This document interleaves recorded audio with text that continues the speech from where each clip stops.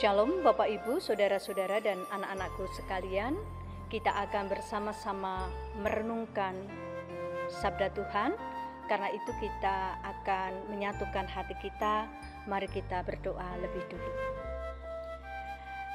Tuhan yang baik, Allah yang menjadi sumber berkat bagi kami. Hari ini kami menundukkan hati dan pikiran kami untuk mendengar sabda-Mu. Bicaralah kepada kami, karena kami siap mendengarkan sabda-Mu, dan biarlah kami juga dimampukan menjadi pelaku-pelaku firman-Mu. Dalam Yesus kami berdoa, amin. Saudara-saudara yang terkasih di dalam Tuhan, kita akan bersama-sama mendengarkan firman Tuhan. Dalam khotbah hari ini tema yang diberikan adalah komitmen hidup dalam Kristus. Maka bacaannya terambil dari kitab Yeremia pasal 20 ayat 7 sampai dengan ayat 13. Demikian firman Tuhan. Engkau telah membujuk aku ya Tuhan, dan aku telah membiarkan diriku dibujuk. Engkau terlalu kuat bagiku, dan engkau menundukkan aku. Aku telah menjadi tertawaan sepanjang hari. Semuanya mereka mengolok-olokkan aku. Sebab setiap kali aku berbicara, terpaksa aku berteriak, terpaksa berseru, kelaliman, aniaya. Sebab firman Tuhan telah menjadi celah dan cemoohan bagiku sepanjang hari. Tetapi apabila aku berpikir, aku tidak mau mengingat Dia dan tidak mau mengucapkan firman-Nya lagi demi namanya, maka dalam hatiku ada sesuatu seperti api yang menyala-nyala. Terkurung dalam tulang-tulangku, aku berlelah-lelah menahannya, tetapi aku tidak sanggup. Aku telah mendengar bisikan banyak orang. Kegentaran datang dari segala jurusan. Adukanlah dia, kita mau mengadukan dia. Semua orang sahabat karibku mengintai apakah aku tersandung jatuh. Barangkali ia membiarkan dirinya dibujuk, sehingga kita dapat mengalahkan dia dan dapat melakukan pembalasan kita terhadap dia. Tetapi Tuhan menyertai aku seperti pahlawan yang gagah. Sebab itu orang-orang yang mengejar aku akan tersandung jatuh dan mereka tidak dapat berbuat apa-apa. Mereka akan menjadi malu sekali sebab mereka tidak berhasil. Suatu noda yang selama-lamanya tidak terluputkan. Ya Tuhan semesta alam yang menguji orang benar, yang melihat batin dan hati. Biarlah aku melihat pembalasan-Mu terhadap mereka. Sebab kepadamulah kuserahkan perkaraku. Menyanyilah untuk Tuhan, pujilah Tuhan, sebab Ia telah melepaskan nyawa orang miskin dari tangan orang-orang yang berbuat jahat. Demikianlah firman Tuhan. Yang berbahagia adalah setiap orang yang mendengar firman Tuhan dan melakukan dalam hidup sehari-hari. Amin.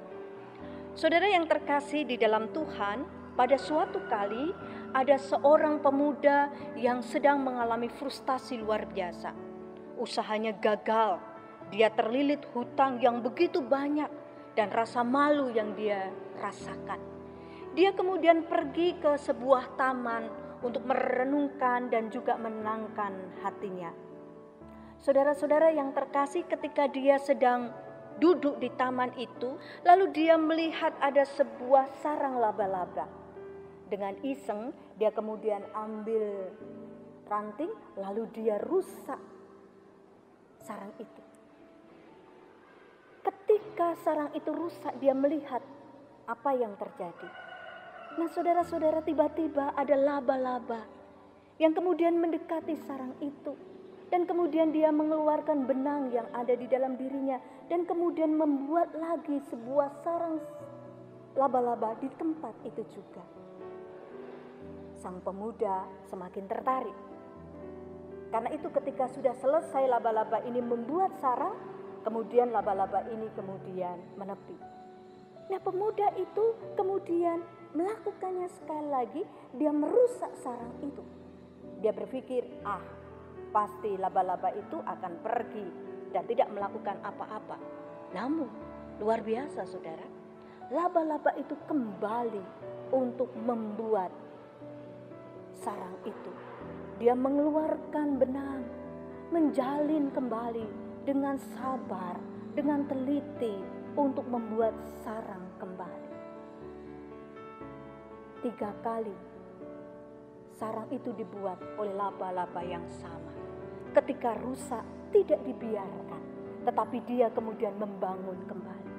Nah, ketika pemuda ini melihat apa yang terjadi, maka kemudian tiba-tiba dia mendapatkan sebuah pelajaran yang penting, bahwa dia tidak boleh terus berada dalam rasa frustasi. Dia harus bangkit dan kembali menata hidupnya. Sahabat-sahabat yang terkasih di dalam Tuhan Yesus Kristus, kitab Yeremia pasal yang ke-20 ayat 7-13 adalah kisah yang menceritakan tentang pengalaman hidup seorang hamba Tuhan, yaitu Nabi Yeremia, yang pada saat itu sedang berada dalam titik yang sangat rendah ketika dia merasa gagal dalam menjalankan tugasnya. Alih-alih pujian, penerimaan, tetapi yang dia dapatkan justru adalah cemoohan. Yang dia dapatkan adalah tertawaan. Yang dia dapatkan aniaya. Yang dia dapatkan adalah fitnahan orang-orang di sekitarnya, termasuk sahabat-sahabatnya. Dia menjadi putus asa dan kehilangan dirinya. Dia kehilangan motivasi di dalam dirinya. Dia dalam kondisi putus asa dan bertanya, kalau begitu apakah aku pantas menjadi seorang hamba Tuhan? Kenapa banyak orang yang tidak mau mendengarkan aku, justru sebaliknya mencemooh aku? Saudara, dia berada di dalam pergumulan. Apakah dia akan lanjut untuk terus mewartakan firman Tuhan, atau dia berhenti karena dia merasa tidak mampu untuk melakukannya? Nah, saudara yang terkasih, pergumulan yang dia rasakan, di pihak lain ketika dia rasakan, kalau aku diam, tidak lagi mau mendengarkan firman Tuhan dan menyampaikan kepada orang-orang, maka dia katakan ada sesuatu seperti bara api yang ada di dalam hatinya, yang ada dalam tulang-tulangnya dan terus berteriak ingin keluar, ingin keluar. Maka dia tidak mampu untuk menahannya. Dia tidak bisa kalau diam. Tetapi di pihak lain, ada begitu banyak penolakan, cemoohan yang dia terima. Saudara, menarik apa yang kemudian dilakukan oleh Nabi Yeremia dalam situasi seperti itu. Dia pada akhirnya kembali kepada Tuhan. Dia meyakini bahwa Allah yang telah memilih dia adalah Allah yang telah memberikan kekuatan kepada dia. Dia serahkan seluruhnya kepada Tuhan. Karena Tuhan sumber berkat bagi dirinya. Tuhan yang akan menguatkan dia. Karena Tuhanlah yang akan memberikan kelepasan kepada dirinya. Karena itu kemudian dia benar-benar merasakan bagaimana dia kemudian penuh dengan sukacita. Dia bernyanyilah kepada Tuhan. Karena Tuhan melepaskan orang-orang miskin, orang-orang menderita, orang-orang yang kemudian teraniaya. Sebab Tuhan akan menolong umatnya. Saudara yang terkasih di dalam Tuhan Yesus Kristus, perikop yang kita baca pada saat ini memberikan sebuah pelajaran yang penting bagi kita semuanya. Yaitu ketika kita bersama-sama melihat bagaimana Yeremia mencoba untuk mengatasi pergumulan dalam hidupnya. Saudara, setiap orang pasti mengalami masa-masa ketika dia berada dalam persimpangan jalan. Apakah saya mau lanjut atau tidak? Apakah saya pilih ini atau pilih yang itu? Pertanyaannya adalah, lalu bagaimana kita menyelesaikan persoalan kita? Yeremia mengajarkan kita 2 hal, saudara. Yang pertama adalah bahwa dia belajar memberikan pembelajaran kepada kita. Bagaimana kita menjadi pribadi yang menyerahkan hidup kita kepada Tuhan. Allah yang telah membentuk kita, Allah yang memanggil kita adalah Allah yang akan selalu menjaga kita, memberkati kita dan menguatkan kita.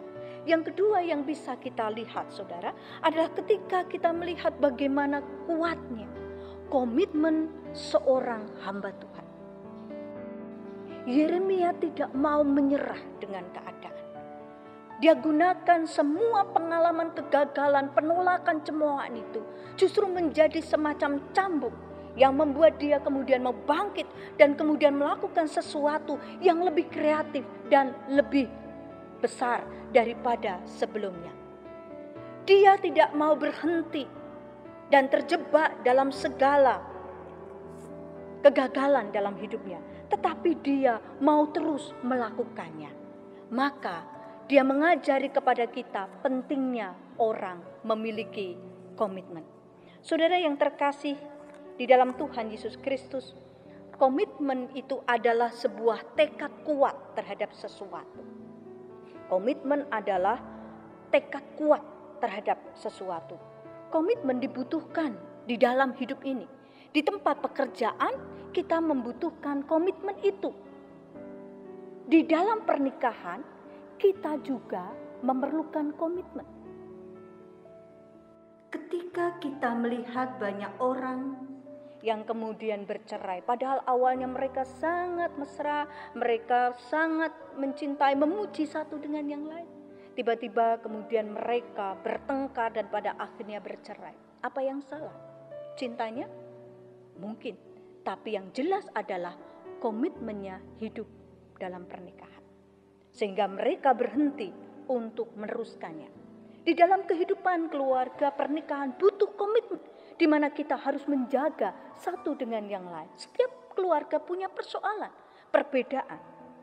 Tetapi persoalannya adalah apakah kita mau tetap ada di dalam komitmen untuk menjaga pernikahan kita. Di tempat pelayanan, saudara, kita membutuhkan komitmen itu. Tanpa komitmen, nampaknya orang sulit untuk bertahan terhadap pelayanan. Tantangan, kesulitan, penerimaan yang berbeda-beda, bahkan kemudian kelimpahan-kelimpahan bisa menjadi cobaan bagi kita untuk kehilangan komitmen dalam melayani Tuhan. Apakah kita tetap ada di dalam komitmen itu, ataukah kita kemudian bergeser dan tidak mau meneruskan komitmen itu? Saudara yang terkasih, ketika seseorang memiliki komitmen, maka pasti berbeda cara dia melakukan pelayanan. Ketika orang memiliki komitmen terhadap sesuatu, dia akan mencurahkan hatinya, pikirannya, dan juga cintanya terhadap pelayanan itu. Tetapi kalau dia tidak memiliki komitmen, ya dia akan melakukan biasa saja. Oke, tugasnya dilakukan. Kalau enggak ya sudah tidak. Tetapi komitmen itu dia melibatkan secara penuh hati dan pikirannya terhadap apa yang diberikan kepada dia. Saudara yang terkasih, komitmen bukan hanya sekedar keinginan. Namun komitmen itu adalah keterlibatan kita secara total. All out. Ketika kita berkomitmen, kita mesti sadar bahwa kita tidak bisa setengah-setengah, apalagi melayani Tuhan. Kalau kita sudah mengatakan iya di hadapan Tuhan, kalau kita sudah menyatakan iya sebagai orang percaya, maka Allah menuntut kita semuanya itu all out. Karena Yesus juga all out. Dia menyerahkan seluruh waktu, pikiran, bahkan nyawanya untuk kita. Maka kita pun diharapkan melakukan hal yang sama. Ingat kisah ketika ada seorang muda yang memiliki kepandaian yang luar biasa. Dia mampu menjawab persoalan-persoalan yang ada dan kemudian dia bertanya, bagaimana caranya aku mendapatkan kerajaan surga? Lalu kemudian dikatakan, ya tinggalkanlah hartamu dan ikutlah aku. Apa reaksi pemuda itu? Dia tidak mau meninggalkannya. Ini adalah gambaran tidak bisa seseorang mengikuti Yesus tanpa komitmen. Karena komitmen itu adalah menuntut keseluruhan dari pikiran jiwa kita untuk kemuliaan nama Tuhan. Yang kedua adalah komitmen itu berarti harus fokus. Harus benar-benar kita melihat dan juga membuat pilihan yang tepat. Hidup ini penuh pilihan, saudara. Ada banyak pilihan yang indah maupun juga ada banyak persoalan dalam kehidupan kita yang penuh dengan penderitaan. Pilihan-pilihan itu mengarah kepada kita. Pertanyaannya adalah mana yang harus kita pilih. Ketika kita memiliki komitmen tertentu, maka baiklah kita memilih sesuatu sesuai dengan komitmen kita. Karena kalau tidak, itu akan mengaburkan komitmen kita dan membuat kita malah jauh dari komitmen yang ada. Saudara yang terkasih di dalam Tuhan Yesus Kristus, perlu bagi kita untuk terus fokus terhadap apa yang kita jalani. Kita sadar untuk terus memiliki komitmen dibutuhkan tekad yang kuat. Dibutuhkan dukungan dari banyak pihak, tapi dibutuhkan juga penyerahan dan kedekatan kita kepada Tuhan. Biarlah itu senantiasa menjadi pembelajaran yang baik dalam kehidupan kita, pengalaman-pengalaman itu, tetapi menjadikan kita terus berkomitmen mengikuti Kristus. Apalagi dalam situasi saat ini, banyak penderitaan, banyak godaan terjadi dalam kehidupan kita. Mari terus kita senantiasa mengikuti Yesus sampai akhir hidup kita. Meskipun badai di dalam kehidupan kita, tetapi kita percaya Allah melingkupi hidup kita dengan kasih dan penyertaannya. Seperti lagu yang saat ini kita akan saksikan.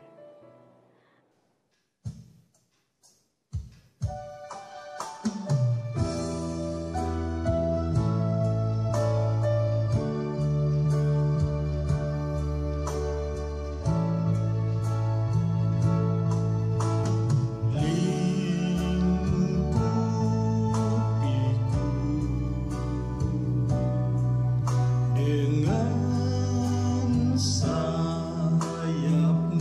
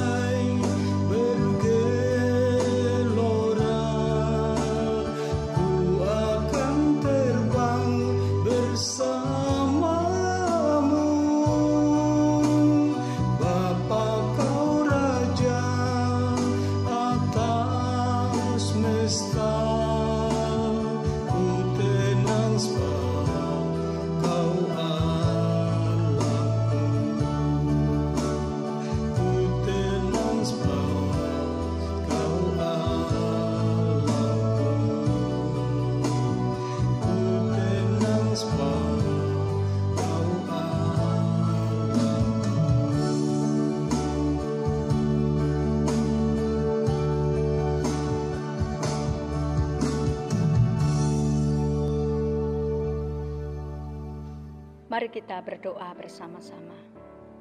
Kami mengucap syukur karena kami boleh mendengar sabda-Mu. Biarlah kami terus berpegang kepada keyakinan kami, membangun dan menghidupi komitmen di tengah-tengah pelayanan, keluarga, pekerjaan, dan masyarakat kami, sehingga kami senantiasa nyata hidup kami selaku garam dan terang dunia. Amin.